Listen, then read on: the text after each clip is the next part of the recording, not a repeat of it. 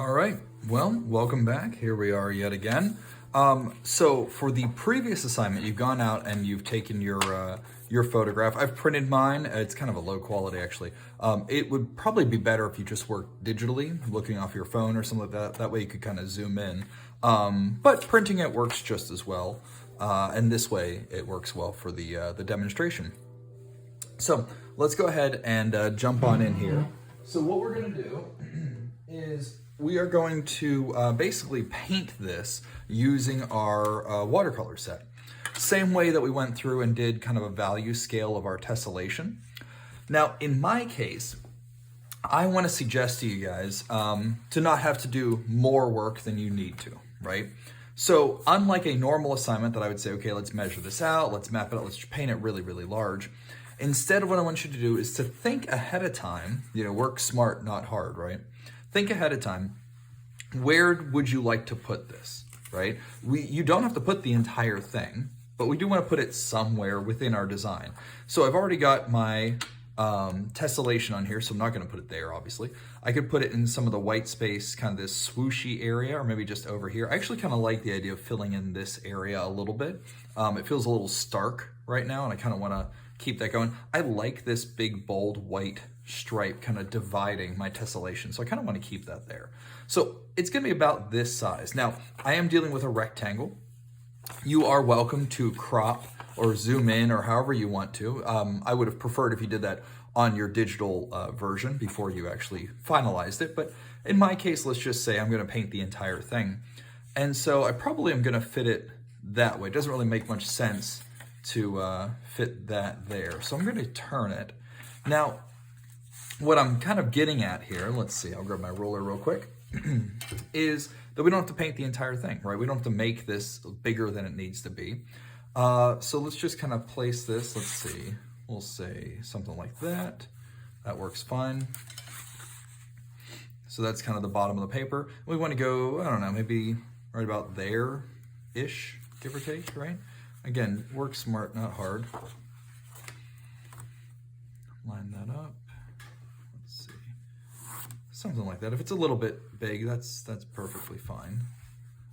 If you ever need to make a perfectly straight line using a ruler, line up to the edge of the paper. It's a really good little trick. And you'll get a nice clean line every time. All right, so my paper is gonna be right about there. And you can paint this and then cut it out and apply it on top. You could paint it right where you want it and then draw this back on top, however you want to do it. Most of mine I've been kind of adding and creating new designs every time, but that's simply for demonstration purposes. So yeah, so let's go ahead and jump on in. Actually, I think now that I'm looking at it, I just want to be fair. Whoa, let's do it. I'm gonna flip over here. Let's do it again. I think right there, line up the side, right about there. There we go. All right. This way I can eventually trace and redraw on top. It's gonna be easier for me that way. So yeah. So I would suggest that you don't draw anything. That's my suggestion. Painting, and then you have to worry about trying to clean up your eraser lines after you've painted. It always sounds great, and technically it should work once the paint dries. I mean, the graphite will come off the paper, whereas the paint will stain the paper, so it will work, but inevitably something goes wrong. My money is on just starting from scratch. So if this is my picture and I'm transferring onto here, obviously it's not gonna scale perfectly, so I am gonna have to eventually paint a little bit above here, and we'll get to that later. But for now, let's go ahead and jump on in. So we need to start off by mixing up some of our, some values, right? So I've got just a random plate here. If you have a palette that you wanna use, that would probably be sensible. And I'm gonna go ahead and take my colors over here. Now we're still working within kind of a grayscale concept. So we're still doing black and white, okay? I've got my black paint from my cheapo dollar store over here. I'm just gonna activate it by plunking in some water. A lot of times whenever I'm painting, even with a cheapie set, I'll just mix right on the lid of my my watercolor set and then just rinse it out later. It works really well. But this time around, because we're gonna make multiple values, I think it's smart for the sake of the demo to see the entire plate. So I'm just gonna mix up kind of an overall heavy duty black, and I'm just really scraping the pigment out of this thing. I want this to be as solid black as is possible. If you have a better watercolor set, not just a dollar store set, this process is a whole lot easier. I've got some just rando scratch paper here to test my work. So that's pretty dark actually. It is gonna dry a lot lighter.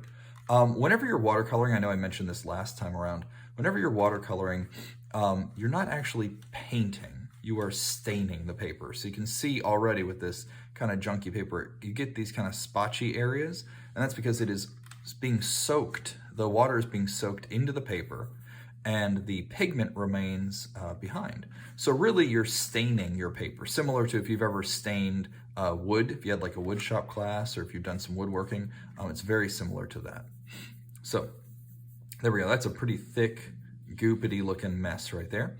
And so from here on out, basically now I'm just gonna make many different values. So we'll take a little bit of this guy and just add some more water to it.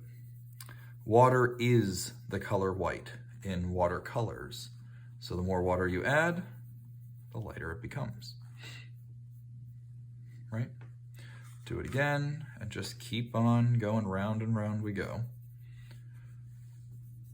I would probably tell you to aim for 3 values initially, and then find in between those values to get 5 total. I think if you have 5 values total, that's a pretty happy place to be. Yeah.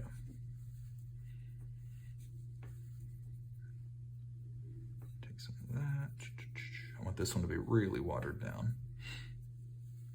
I'm just scooping water on here. When you're watercoloring as well, unless you're literally using watercolor paper, even mixed media paper, take your time in between your layers. If you put too much water on the paper, it becomes waterlogged. It'll get little pills, little beads kind of flaking off of the paper. That's no good. So yeah, definitely suggest not to do that. Let's make kind of an in-between here. Okay, so I've got give or take 5 values there. That'll work just fine for our purposes. And have your scratch paper nearby. Also, something you may want is a paper towel, or any kind of towel really would do the job, just in case you do have a mistake or a mess up or you make a spill, you want to have that ready. So I'm going to set this palette off on the side. All right. So we want to start off by basically toning the canvas, toning our paper. And what that really means, for our purposes at least, what that means is to start with your lightest value and slowly add more and more and more and more until eventually your picture kind of appears. This is not about perfection, okay? This is simply about learning a new technique.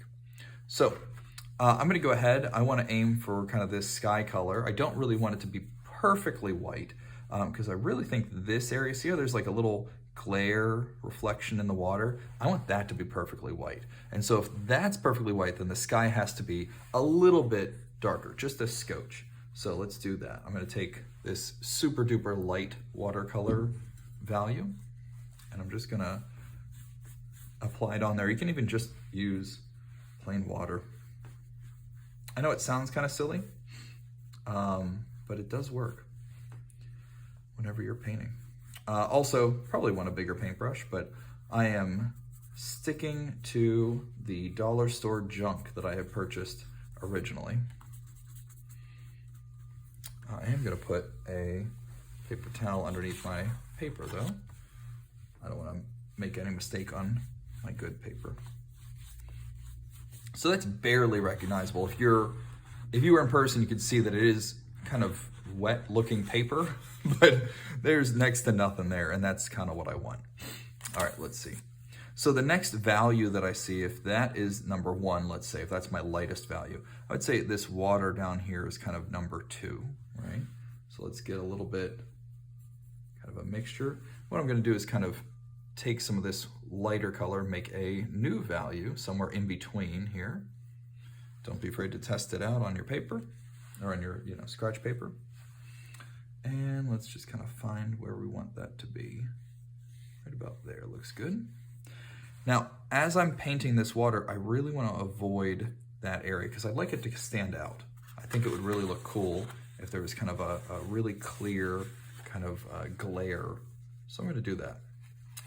I'm going to continue this process, taking breaks in between to let my paper dry.